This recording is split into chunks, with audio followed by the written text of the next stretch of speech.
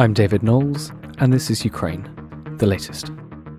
Today, we'll discuss events in Ukraine and Europe, looking at the visit to Kyiv of the leaders of France, Germany, Italy and Romania. We'll also analyse some shocking reports coming from the front lines and put your questions to our Russia correspondent, Natalia Vasilyeva. This hideous and barbaric venture of Vladimir Putin must end in failure. Nobody's going to break us. We're strong. We're Ukrainians. Every weekday afternoon, we sit down with leading journalists from the Telegraph's London newsroom and our teams reporting on the ground to bring you the latest news and analysis on the war in Ukraine. It's Thursday, the 16th of June, day 113.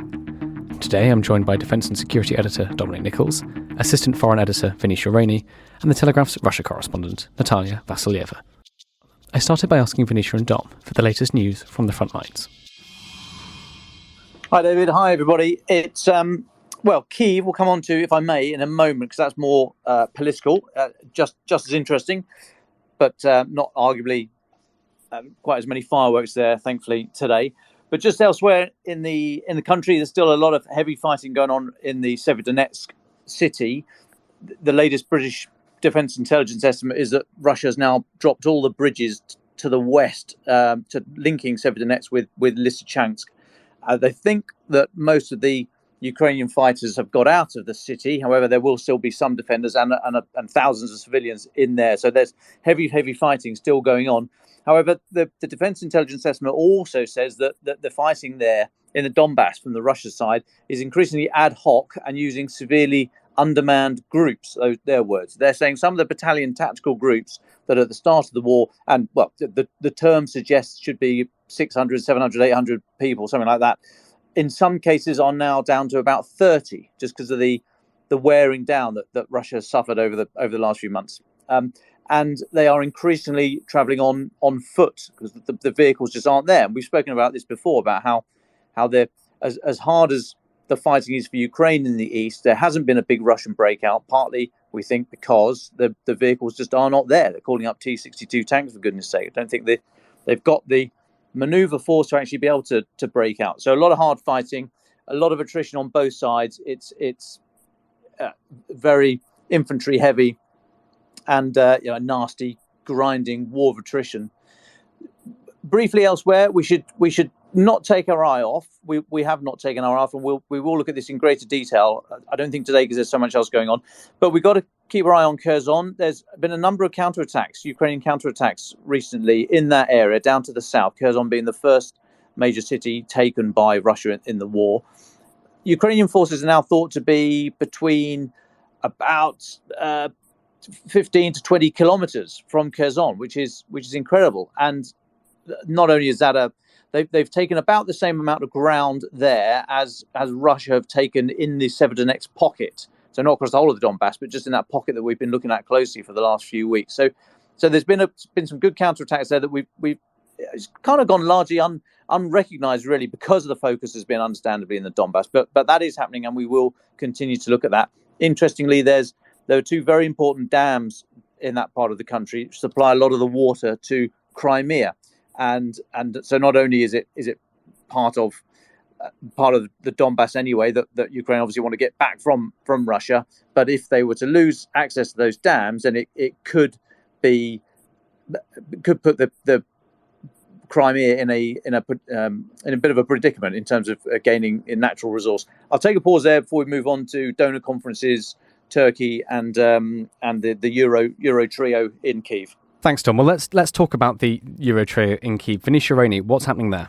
Yeah, so we had whispers earlier this week that this was coming, but now they've finally arrived. Emmanuel Macron, French President, German Chancellor Olaf Scholz, and Italian Prime Minister Mario Draghi. They've all gone to Europe. They took a night sleeper train and they popped up in Kyiv this morning and then have been touring around Irpin to see the aftermath of the Russian occupation and atrocities there. It's been a meeting that people have been waiting for, and they're set to meet Zelensky later today. This is something that people have been waiting for a long time. This is the first time that any of these three leaders have been to Ukraine. Obviously, Boris Johnson went quite a while ago. For the German Chancellor Olaf Scholz, his opposition leader has already met Zelensky before him. And it's significant because there's been a lot of disquiet over the pace of support from some European countries for Ukraine. Zelensky himself has called it out several times. But we've also seen sort of fracturing within the EU about how much to support Ukraine, partly over energy issues and partly over weapons supplies and partly over political membership of the EU. You might remember right at the beginning, before the invasion actually happened, before this podcast existed, France and Germany were very, very suspicious that Russia would actually invade. They really tried to play down the threat. The US and the UK were issuing near daily warnings towards February 24th. And the big players in Europe were saying, no, this isn't going to happen. You're just exacerbating things by saying it. We need to calm down the rhetoric. They were wrong, obviously. And they've sort of been playing catch up a bit since then. Now, obviously, Germany has done a massive about turn and has, unleashed lots of money for military funding and has said it's going to send lots of weapons. The reality is that it's sent quite a few light weapons, but that's drying up increasingly, according to Ukrainian sources, and it hasn't actually delivered any heavy weaponry yet, which obviously the UK and the US has been doing a lot of. For France, they have been sending weapons, but Macron has faced some criticism over his stance towards Russia. France traditionally has a closer relationship with Russia. You'll remember that Macron has spoken with Putin personally several times since the war began, trying to convince him to stop. And he made some comments earlier this month saying that the West should not be looking to humiliate Russia, that Ukraine very quickly picked up on and said, well, if that's the kind of peace deal that you're looking for, then that's not what we're interested in. So there are a lot of fears that Macron and Scholz are in Ukraine to try and push Kyiv into accepting some kind of peace deal so that everything can calm down in Europe and things can go back to how they were before, more or less. Obviously, Ukraine doesn't want to accept any sort of peace deal. Macron and Scholz have been saying we're not going to make Ukraine accept anything that they don't want to accept. And all of the noises that we've been hearing today are, very much in line with what you'd expect. While touring around Irpin, they've been talking about the unimaginable cruelty of the Russians, senseless violence. Macron called Irpin a heroic city marked by the stigma of barbarism. But, that sort of political agenda is there. Macron passed a bit of graffiti saying, make Europe not war. And he said, very moving, that's the right message. They're trying to preserve European unity when clearly everyone can see that it is fracturing on multiple fronts. It will be a big test to see what comes out of the EU membership bid that Ukraine is trying to push forward. The European Commission is set to make a recommendation tomorrow, which they are expected to recommend that the EU be recommended for membership, and then there'll be a sort of more formal ruling on the beginning of it all next week. That would be a big win for Ukraine, obviously. But the weapons thing is trickier. Germany has proved very hesitant, perhaps partly because of its pacifist origins, perhaps partly because their military is not able to sort of speed up the kind of deliveries that Ukraine needs. It's a very significant meeting and one that we'll watch closely. There's supposed to be a big press conference later today that we'll be looking at. Thank you very much, Venetia. Just before we move on, Natalia or Dom, do you have any thoughts on that? Anything to add to what Venetia has said? Yeah, if I may just jump in quickly, it should be noted US Secretary of State for Defense Lloyd Austin hosted the third meeting of the Ukraine Defense Contact Group yesterday. It was set up 3 months ago to basically as a sort of eBay with guns kind of thing. 50 countries attended, the biggest number yet. I can go into more detail shortly, but just on the back of that, one of the headlines was that Germany is going to provide 3 multiple launch rocket systems and the guided multiple launch rocket system munition. So maybe not time now to go into what GMLRS is, but it's more precise. It will hit the table you're sat at rather than the building or the town you're sitting in. But yeah, Germany are going to supply 3. That takes the total MLRS systems to 10. 4 US HIMARS, which is a high mobility artillery rocket system, and 3 each from the UK and Germany, 3 the M270 version, the sort of slightly older version. So that's 10. Ukraine earlier on this week said that they needed 300. So some way to go.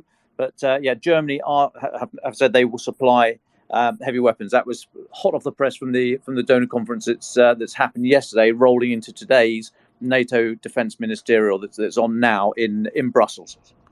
Thanks, Dom. And just one more story, I'd like you to comment on Venetia. The story we had yesterday that 2 former US servicemen have been captured fighting the Russians in Ukraine. What can you tell us about this? Yeah, this was a great story and an exclusive to The Telegraph, so I would really recommend that people read it. It's up on our website now, obviously. So this is thought to be the first time that Americans have been captured by the Russians. These were 2 US servicemen who were volunteering with Ukrainian forces. One, Alexander Druk, was 39 and Andy Huhn was 27. And they are believed to have been captured during a battle around Kyiv. So we had an account from one of their fellow soldiers saying that they were in this battle. It really wasn't going well. They were hit by some anti-tank missiles. There's a lot of sort of smoke. And when the air sort of cleared, they assumed that they'd been knocked unconscious and, were sort of lying somewhere dazed. But they couldn't find the bodies. And they sent back drones and they went back to the area later and they just never found the bodies. And then they spotted a telegram post saying that some Americans had been captured. And they thought, that has got to be them. They are the only Americans fighting in this area. We've since had that confirmed from their families that they've gone missing. And the American embassy has said that, yes, they are aware of the reports. So it's a pretty extraordinary story. Obviously, our listeners will be aware of what has been happening with the 2 British soldiers that have been captured, Aydin Aishlin and Sean Pinner. They were put on, let's just call it what it is, a sham trial in which they were sentenced to the death penalty. And we can expect that Russia will do likely something similar with these guys. One of the reasons is that families wanted to go public with this, despite the sort of security risks and the sensitivity of it all, is that they wanted to make sure that the Russian authorities were aware that these people had been taken and that these 2 American men didn't just disappear into sort of separatist-held jails or, sort of summarily executed, as we've seen happen with so many Ukrainian soldiers. So we'll wait to see when these guys pop up again and who is holding them at the moment. But yeah, it's a fantastic story that we'll be following closely. Well, thank you very, very much, Venetia. Is there anything more from you in terms of updates? No, I think that's it. There's just one more thing to mention, and it's sort of a side issue to Ukraine, but also sort of not. Alexei Navalny, the main Russian opposition figure, Natalia will be able to tell you more about this, but he's been moved prison and he popped up in a more high security prison yesterday, which has been dubbed Russia's scariest prison. Natalia can give some more details on that if you guys want. Well, thank you very much, Venetia, for your time. That was incredibly comprehensive and useful for our listeners. I think you're right. It's probably the right time to bring Nataliya Vasilyeva, our Russia correspondent, in on this conversation. And Natalia, would you like to pick up that news about Alexei Navalny? Where has he been sent? Sure. We were largely expecting Alexei to be moved since a court in Russia upheld a verdict which sentenced him to another decade in prison. And according to this verdict, Alexei was supposed to be moving to a high security prison compared to a regular prison camp that he was at before. His allies first raised the alarm on Tuesday when his lawyer came to visit him at his jail, and he was told that Alexei was no longer there. So it took about 24 hours before we heard the first news about him, and it was confirmed, and his lawyer was able to see him at his new prison, which is not that far from the previous one. Obviously, it's a high security prison, which means that he will have fewer visits with his family. His communications with his lawyer and with the outside world might not be as smooth. And as Venetia has mentioned, this prison colony has quite a reputation for torture and beatings. So obviously, there's a cause for alarm there. Thank you very much, Natalia. Coming back to Ukraine then, you wrote a fairly astonishing story about accusations that Kremlin is using Russian-backed separatists as cannon fodder in the war. Can you tell us about that? What did you find? Yeah, I mean, this largely agrees with what we have seen and reported earlier on in the invasion, or even in the broader Ukrainian conflict in recent years. People who live in Russia-occupied, essentially Russia-controlled areas in Donetsk and Lugansk were called up Immediately, as soon as the invasion started in February, we have talked to families and we have heard reports of local men in Donetsk and Luhansk, essentially snatched off the streets or at their workplaces and sent off to the front. In a lot of cases, we know that those men were poorly equipped, they were poorly trained, and quite astonishing for a part of the world which is so tightly controlled by Russia. They've been sporadic protests from women, from the wives of some of those conscripts, who have been saying that they have no idea what happened to the men. They've not been in touch. All they know is that their men have been poorly trained and poorly equipped, and there's a danger to their lives. Now, the report that you mentioned, it's based on two things. There's one audio recording which was intercepted by the Ukrainian intelligence agency, which showed two Russian intelligence officers describing using prisoners of war. Sorry, I've just jumped off to another story. Sorry about that. Going back to the separatist control areas, yes, obviously it's there are accusations of the Kremlin using them as cannon fodder, and one of the most recent evidence of that is a report from Dnipro that our correspondent Nicholas Smith was able to get yesterday when she went to a hospital where Ukrainian military are being treated. And one officer told her of his encounter with separatists in Luhansk and how astonished he was by just how poorly equipped they are, that they didn't seem to have any military gear, that they didn't even have helmets, like nothing to speak of. And it was quite astonishing. And the way he described it, it appeared that the Russian army would throw in a group of separatist conscripts, essentially to their own death, because that group of men would be targeted with artillery fire, and that would help the Russian forces know where the Ukrainian positions are, so that they'll be able to tell where the artillery fire was coming from. And again, another piece of evidence which speaks for itself is the latest report by the separatist authorities. So these are the casualties that they are admitting, and the most recent one put the number of local men killed in action at 2,000 and wounded in action at 8,000, which makes the total of 10,000, which is quite astonishing because the local forces before the start of the war were estimated at 20,000. So we're talking about half of that force is already essentially out of action, now 3 months into the conflict. Well, thank you very much for that. That's an absolutely astonishing, quite a terrifying report there. You touched on it briefly, but would you mind telling us a little more about this story? That it's a recording obtained by Ukrainian authorities in which they hear Russian soldiers debating what to do with their Ukrainian prisoners of war, and it's quite a recording. Would you tell us about that? Yeah, absolutely. But sorry, I was a bit confused earlier on. That's we're talking about an audio recording released by Ukrainian authorities, which appears to show two Russian officers, most likely intelligence officers, describing ways to quote unquote use Ukrainian prisoners of war. And they refer to them using a slur word to refer to Ukrainians and different other words, which makes it clear that they're talking about Ukrainians captured by Russia. Obviously, prisoners of wars are not supposed to be used for free labor or anything like that. But those officers, what they discussed in that call, is not just using them as free labor, but also, as they put it, using them to demine minefields in the recently occupied areas, as they put it, in a natural way. So I guess the idea is just to send off those men into a field and see where mines will go off or not.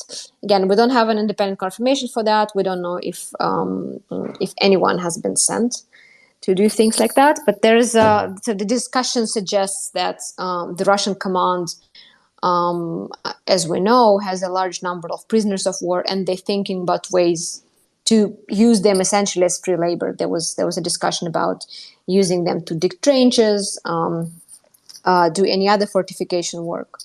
So essentially as free labor. Thanks, Natalia. I've got a couple of questions from listeners I'd like to put to you. But before that, Dom, can I bring you in very quickly just to hear your reaction to everything that Natalia's been saying?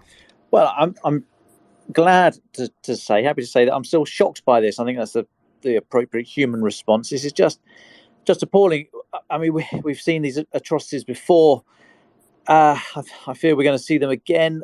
That they are treating people like this speaks of dehumanizing the other, seeing them as expendable. And I'm guessing, Natalia, there was absolutely no conversation between these two guys about any awareness of international law, or was there any sort of suggestion of, let's make sure this doesn't come out, or of course we're going against Geneva Conventions, or we shouldn't really be doing this? Any conversation at all that they acknowledged, firstly, their humanity, but also acknowledged that what they were doing was not against the rules of law, or were they just sort of getting on with it? Absolutely no. It was brazen, and they spoke about it as a completely natural and normal thing to do.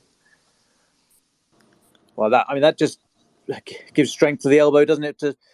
We've got to keep the pressure on. We've got to, in whichever sphere of the world you are, lean into this to a greater or less degree as you see fit and abled. And yeah, it's just appalling. Crikey. Thanks, Natalia. Cracking stories. So I've got a question from Mark. Thank you very much, Mark, for sending this in. He says, and I've kept this one for you, Natalia, because I think you're probably best placed to answer it. He says, assuming the conflict in Ukraine devolves into one of attrition, what possible impacts and their timing will the Russian presidential election in March 2024 have on Putin's actions? Well, my short answer would be absolutely no impact at all, because Russia hasn't had a free election in years. Russia may have seen free and fair elections in far-flung regions. Opposition mayors would be elected here and there, but we have not seen a free election for president or for parliament in 20 years, essentially. So, short answer, no impact at all, because Putin and the Kremlin have an absolute control over media, over social media and society. So whatever happened in March is entirely up to Vladimir Putin, whether he decides to run, whether he's still around to run. So absolutely, if we talk about things going forward, what could change, Kremlin's actions, or what could have an impact on Kremlin rationale, it's not an election. Election is just not anything that people in the Kremlin worry about. Thanks very much, Natalia, and thanks, Mark, for sending in that question. I've just got one more for you, Natalia. This is from Ksenia in Australia. I think this goes on the idea that, well, the question really for many in the West of what kind of opposition, if any, exists in Russia to Putin. And she asks, she's got quite a few questions, but I'm just going to bring one out. Should Ukrainians derive any hope from the idea of a revolution in Russia and the ushering in of a hypothetical non-authoritarian state? So I guess it's two-pronged. The second part of the question is, even if Putin was to be deposed somehow, what kind of regime might we imagine could take its place? Might it be more favourable to Ukraine or not? That really is a great question. Obviously, if you look at Ukraine, you can see that a democracy isn't built in a day. What we have seen in Ukraine in the past 8 years, is that however imperfect, they've been able to build a functioning democracy since the 2014 revolution, just because there was a change of power. One president came after another, and it's a process. It's at this point, with the crackdown on human rights, on freedom of expression, on free elections that we've seen in Russia, it's very hard to see things suddenly change overnight and Russia emerges a flourishing democracy just because Putin is deposed or dies, driven out of the office. If, say, someone like Alexei Navalny comes to power, as we know, building a functioning democratic state is a lot of work. Obviously, what happens in Russia next depends a lot on who comes to succeed Putin, whether it's someone from his inner circle, whether it's an opposition leader like Alexei Navalny. And once we see this person, we need to see what kind of a team he or she is going to bring along with them. So, it's not a given. Like a lot of things are contingent on how Putin goes, on how much control he has, or if no control at all, or if we're just seeing Russia descending into a complete chaotic revolution, as we saw in this country 100 years ago. Well, thank you very much, Mark and Ksenia, for your questions, and thank you, Natalia, for answering them so comprehensively. Natalia, is there anything else from you in terms of updates or thoughts that you think our listeners should know? I just wanted to add one thing. Obviously, the big news today is leaders of France, Germany, and Italy traveling to Kyiv, discussing weapons supplies. This is something that's very much watched in Moscow because Western weapon supplies have been one of the biggest sore points for the Kremlin. And the Kremlin has been accusing the West before the war of, as they put it, pumping up Ukraine with weapons. Let's see how it goes. Let's see what they promise. Let's see what they deliver. But this is something that the Kremlin is likely to react in quite a sharp and possibly painful way if they see that the West is willing to radically increase the weapon supplies or provide something with like long range weapons, which had the potential of reaching Russia's territory. Well, thank you very much, Natalia, for that. Since we're talking about weapons, Dom, you had some thoughts earlier and we were waiting for a time to expound on them. Would you like to add to that? Yeah, just to keep the steady drumbeat of where we are on the numbers. It's so easy to get swamped in what has been promised, what has been delivered, what is going to be coming down the tracks, and so on and so forth. So we do need to sort of update this every few days because things are moving. Thankfully, things are moving very fast. So as I said a few moments ago, US Defense Secretary Lloyd Austin hosted the third meeting of the Ukraine Defense Contact Group. This was set up 3 months ago at the start of the war. A number of meetings to draw donors in to offer equipment mainly, but also ammunition and training and other support. And this one that happened yesterday in Brussels had 50 countries, so not just NATO by any stretch of the imagination. New countries arriving all the time, and offering stuff, which is good. So as I said, Germany have said that they're going to provide 3 MLRS, multiple launch rocket systems. That takes the total offered to Ukraine of 10. That's 4 US HIMARS, the high mobility artillery rocket system, and 3 M270s each from Germany and UK. They're all multiple launch rocket systems. They can all go up to about 70 kilometers. Critically, Germany is also going to supply guided munitions. So GMLRS, guided multiple launch rocket system munition. So this is very, very accurate munitions. And this is, so rather than an area weapon, i.e. just sort of splatting a whole grid square and trying to, hoping you hit stuff and denying an area to the enemy, the guided stuff will actually seek to destroy individual headquarters or individual natures of equipment, so air defense units or artillery systems themselves. So it's not just the launchers. I mean, of course, the launcher is absolutely critical to this, but it's the munitions as well. And the guided munitions are central to that. So Germany, after a lot of the criticism that we've spoken about many, many times, have offered 3, not megabucks, but it's the start of it, hopefully. And 3 is the same as Britain has said, as we'll be sending, and similar to the US. The US also from this meeting, Slovakia are donating 4 Mi-17 troop-carrying helicopters. They're going to be replaced by Black Hawks. So I think the US is going to backfill Slovakia with Black Hawks to allow them to encourage them to supply these Mi-17s. Slovakia is also donating thousands of Grad rockets. That's artillery rockets. And there's other artillery donations from Canada, Poland, Netherlands, and elsewhere. This comes on the back Wednesday night. I mean, obviously the two were linked. The timing was well rehearsed, but it didn't happen in Brussels. This was an announcement from the White House. Joe Biden's administration announcing another $1 billion, big $1 billion of munitions and support. So 2 Harpoon anti-ship launchers. Harpoon anti-ship missiles are very, very capable. And of course, if Ukraine wants to push Russia out of the northwest part of the Black Sea and have any any impact on the Black Sea Fleet. These are exactly the kind of things you need. So 2 Harpoon anti-ship launchers, an unspecified number of GMLRS rockets that I spoke about previously, and they'll obviously be used on the US HIMARS systems. So a load more GMLRS rockets.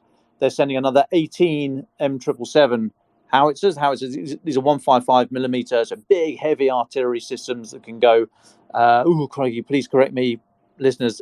The 777s go 30 Ks, I think, that kind of range. But big, heavy rockets, very, very accurate. They have supplied already, I think, 10 M777s, so another 18 is great. These are towed. These are not self-propelled, so they can't drive themselves around and get out of trouble as quickly as they get into it. So they are slightly vulnerable. They need another vehicle to move them about, but they are still very, very capable. So 18 M777s, 36,000 rounds of ammunition, and loads of secure radios and all the rest of it. Now, this $1 billion came, 350 million of it was from the presidential authority to draw equipment from US military stocks, and 650 million was from this separate fund called the Ukraine Security Assistance Initiative. And that USAI is going to be a big pot of money that the US have built, into which other donor countries can provide money. If they haven't got equipment, they haven't got training grounds or trainers themselves, they can put money into this fund. And I was with Ben Wallace, the UK Defence Secretary, the last couple of days in Norway. And when he was in Norway yesterday, they announced that the JEF, the 10-nation Joint Expeditionary Force, are going to set up another one of these funds that will be administered by JEF. And it was kicked off. The Defence Minister of Norway kicked off with 400 million kroner. That's about 33 million pounds, $40 million into this fund. So, again, big numbers, small numbers, big numbers, make of it what you will, but it's good. It's a start, and it means that those countries who either can't provide or feel sort of politically out on a limb by providing weapons or training or something much more overt can put money in the pot. They don't have to be too open about their support, because some politics differ all across the world, so can't blame them for that. So, just to wrap up that donor conference yesterday, it rolled into today's NATO Defence Ministerial meeting, where they're not going to necessarily be talking specifics on donor equipment, but it is good to get all the right people in the room at the same time. But a lot came out of that meeting yesterday on the back of the extra $1 billion from the US. And that's great. I mean, I said yesterday, Joe Biden has in the past been moderately criticised, including by us, for some of his slightly loose language. We would hope he'd sort of tighten up some of the rhetoric, and in particular on the equipment side, that they've been absolutely out front and leading. More artillery rounds would be good. I mean, these are some big numbers. When we're talking thousands, that's good. 36,000 rounds of ammunition, but they'll be eaten through very, very quickly. I think Ukraine at the moment are down to firing about 5,000 or 6,000 a day. 10 times that amount is coming back at them from Russia. Now, of course, accuracy, you'd rather have a fewer number of accurate missiles can arguably be more effective than a huge number of just dumb bombs and artillery flying all over the place.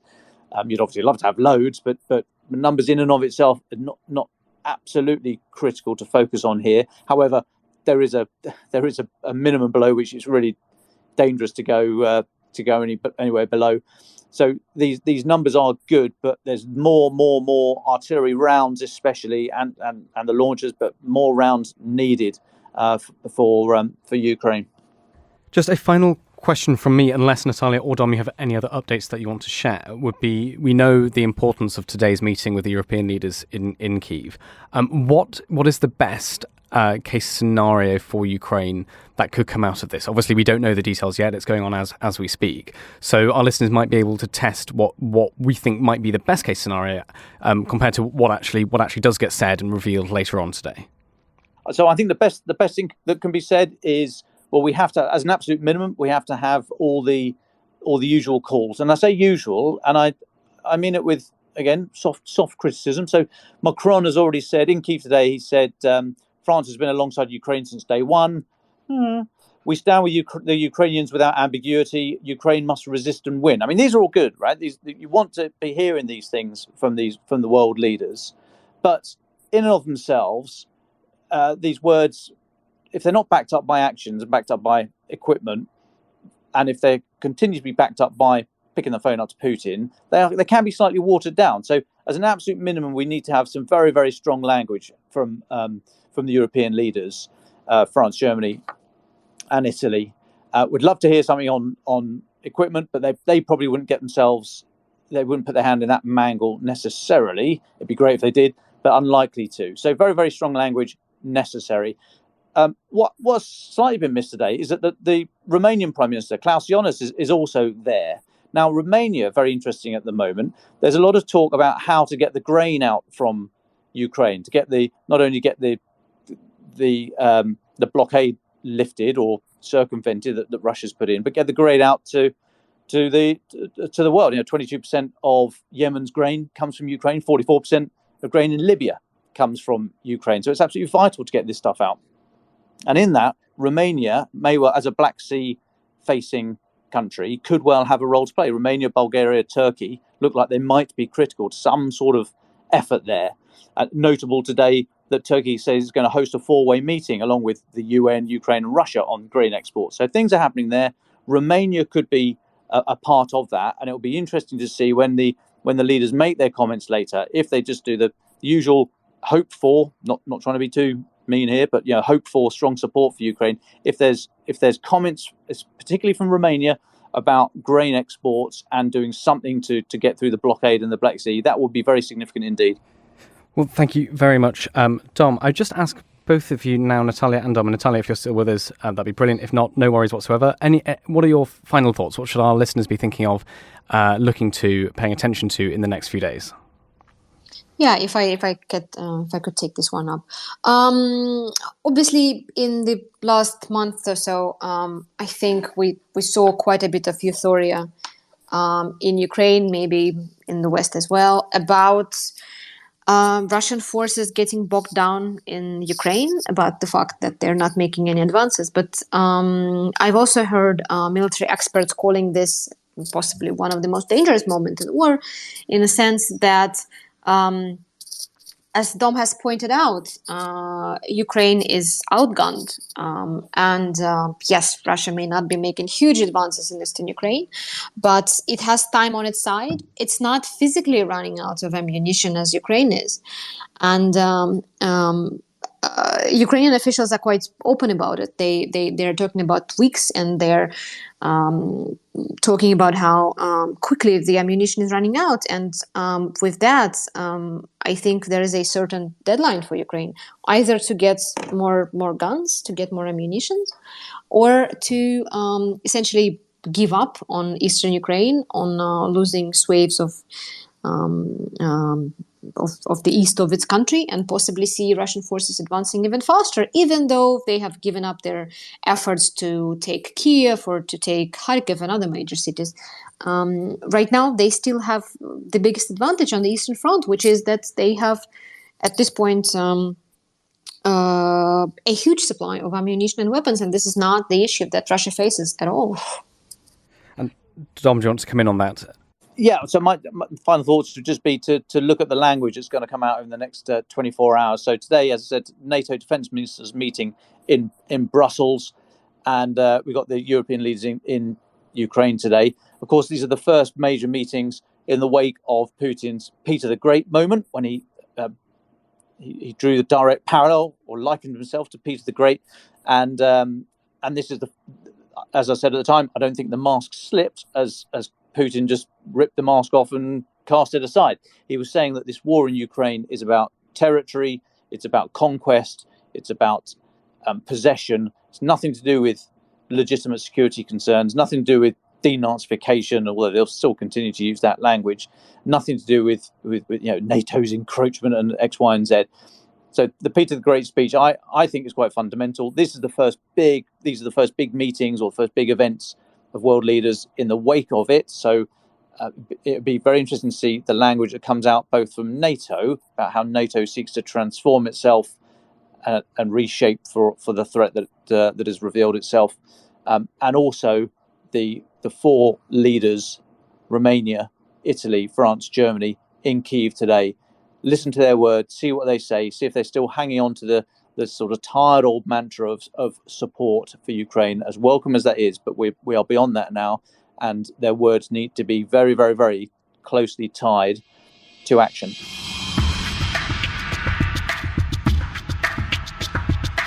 Earlier, I spoke to Inna Sovsun.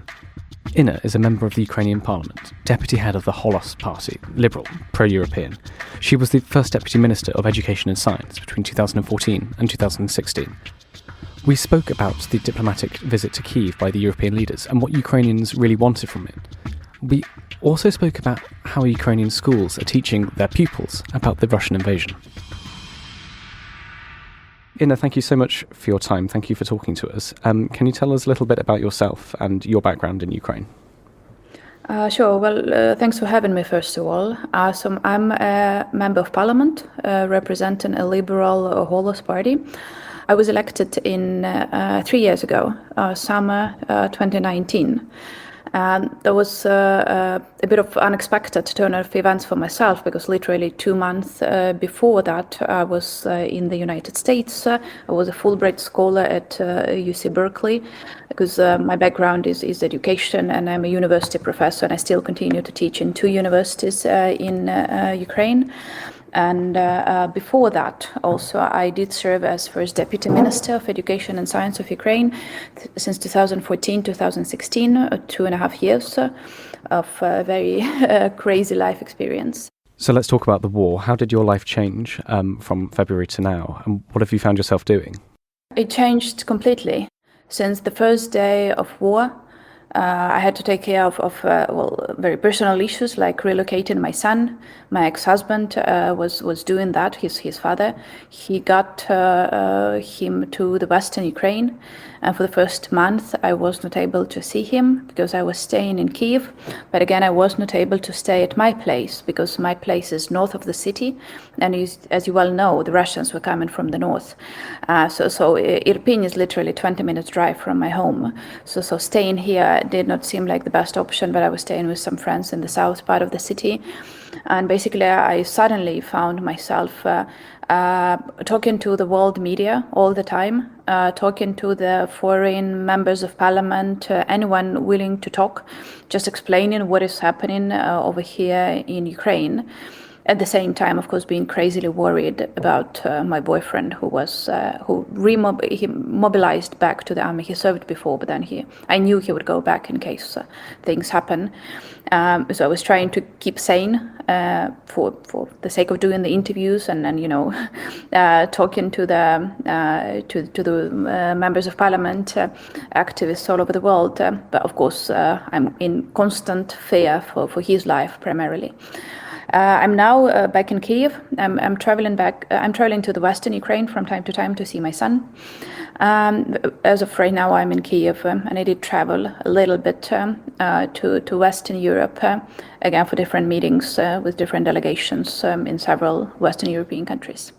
And when you go on these delegations, what kind of things are you telling the Western politicians? And I'm kind of curious to understand what don't they understand? What do you have to really explain to them? I think adding a bit of a human story is important. They need to realize that it's not some abstract war. It's a war where people are disconnected from their families, where they have their loved ones constantly under threat.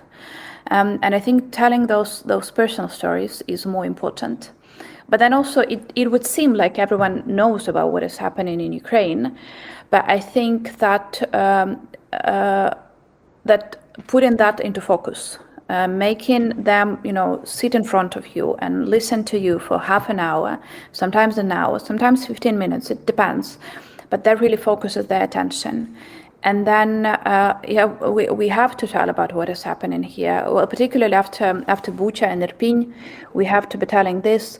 But then there are many other stories which are kind of smaller, if you can put it this way.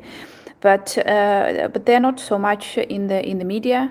But I have to be talking about them. I'll give you an example. I was invited to speak at an event organized by Times Higher Education Ranking, and they invited me to speak about higher education in Ukraine during the times of war. And that issue, of course, has not been largely covered by the media. It's a rather specific issue. So I went to that audience to talk about what is happening to universities. I was telling about a friend of mine who's got a PhD in physics. He's a great physicist and a rather famous blogger, blogging about science policy mainly. And he's been helping with evacuating people from Irpin and Bucha during the whole march. And then there are some stories from people in the south of Ukraine, like again, Kherson, which has been occupied basically since day one of the war. People living there under constant threat, yet going out to the streets to protest against what is happening there. Those are, again, the rather untold stories, but they need to be explained. But then I think there are also bigger issues which people do not necessarily understand. I'll give you another example. One member of parliament from one, let's say, Western European country asked me, so what if you agree to a neutrality status? That was at the very beginning of the war. And I said, you see, we were neutral in 2014. When the war started. That was officially part of our constitution. It said that we are a neutral, non-allied state. And Putin annexed Crimea and started the war in Donbass, which in 8 years killed 14,000 people. Again, something that is often forgotten in this story, because we had 14,000 deaths in 8 years of war before February 2022. So that is why a non-allied neutral status is not going to work for us, because Russians will always want to attack us because of two reasons. Number one is history, because historically they have been trying to destroy Ukrainian nation. The famous Great Famine, which we call Holodomor, of 1932-33, which killed several million Ukrainians. The Russian Empire policy of forbidding Ukrainian language, forbidding teaching that in schools, burning Ukrainian books. The whole is part of our history, which people do not necessarily know. So partially it's because they hate us as Ukrainians, but partially because they hate what we are trying to become, which is a modern European state with democracy, with respect to human rights, and they're seeing that as a threat. So those are the two issues that are the reasons why they will always try to attack us, and that is why being non-allied state is not going to work for us. Can we talk about the visit today? So just for our listeners, we're talking on Thursday morning. We've just seen the news that Mario Draghi, Olaf Scholz, Emmanuel Macron, and the Romanian president have all travelled to Kyiv this morning. Can I ask you? Obviously, we're talking slightly before we know what's being discussed. So, what's the mood amongst Ukrainians when you talk to family and friends and people around you? What's the mood towards these leaders as they come to Kyiv? Well, I would be completely honest with you. We are rather skeptical about their response. And we do not think that their response raises to the level of threat that the whole Europe, Ukraine as well, but the whole Europe is facing. And I think that they continue to be in denial about what is happening here. And I think that is very dangerous. And I very much hope that right now, as we are recording this, they are in Irpin. And they will see what the Russians did to a lovely town near Kyiv, again, 20 minutes drive from my home. I want them to see how Russians were just bombarding living quarters, where no military were, where people were trying to hide, and they will have to see this and to face it. They will see the places where people were burying their neighbors, literally near their houses. And there are those small plates, we call it plates, where they say like the name of the person and the date of death. That is what people were dealing with in the European capital in 2022. I want them to see that and to feel how scary that is. And I want them to realize that they have no moral right to continue saying things like Macron said, which, trust me, was very badly taken here in Ukraine, like, let's not humiliate Russians. Because after what happened in Bucha and Irpin, these things cannot be pronounced out loud. because of the victims, because of the respect for the victims of what has happened. So we do want them to understand the realities of war, to stop being in denial. But then, of course, we want some practical results from it. And there are three major issues that we are talking about. Is first of all, weapons supply. That is issue number one. Unfortunately, as of right now, Russians have superiority, which in some areas is 1 to 10 compared to the Ukrainian forces. And no matter how brave our soldiers are, your bravery doesn't save you from Russian artillery. So weapons is issue number one. Number two is, of course, right now we are expecting the decision on the candidacy status for the EU membership for Ukraine, and we, of course, hope for a positive decision on the candidacy. And issue number three is microfinancial help. Unfortunately, because of this war, Ukrainian economy is going down. We are having trouble paying salaries, the salaries of teachers, of doctors. We are paying the military men and women, but still the salaries of MPs has been cut down like 5 times or something. So we are in a deep economic trouble, and that is issue number 3 that I believe President will be talking about. And then, in addition to that, of course, the sanctions against Russia, which are still dragging so slowly, and we want to hear explanations of why is that so. So just for our listeners who'll probably be listening to this after this meeting has happened, after we've heard what's been decided, what for you would be a failure? Well, I think a failure would be if we end up with some very general statements. In the morning when Macron arrived, he said that I came with a message of unity and support for Ukrainians. Well, those are nice words, but literally our friends, our family members are under threat right now on the east. We don't want words of support, we want weapons. We want some very concrete decisions about weapon supplies. That's issue number 1. So I think a failure would be if they leave without any specific decisions and specific promises of support to Ukraine. Of course, not everything can be said publicly, and we understand that, but I hope that they will make it clear what their real position is and if it has changed after visit to Kyiv and Irpin.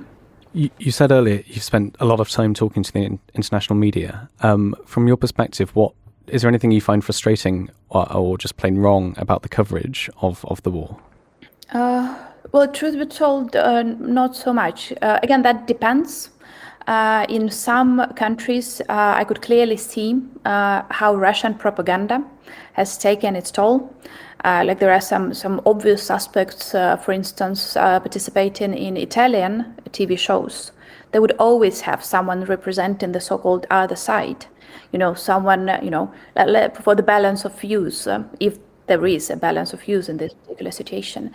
With the German media, I would say the situation was a bit different, but they still were trying to ask questions about, lots of questions about ceasefire. Do you want to go for ceasefire? Because we want this gun, this issue gun altogether.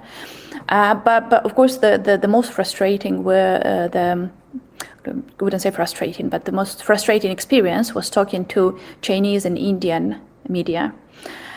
They were very largely pro-Russian to a very big extent, and we could clearly see how they are actually under Russian propaganda so very much, and under Russian influence so very much.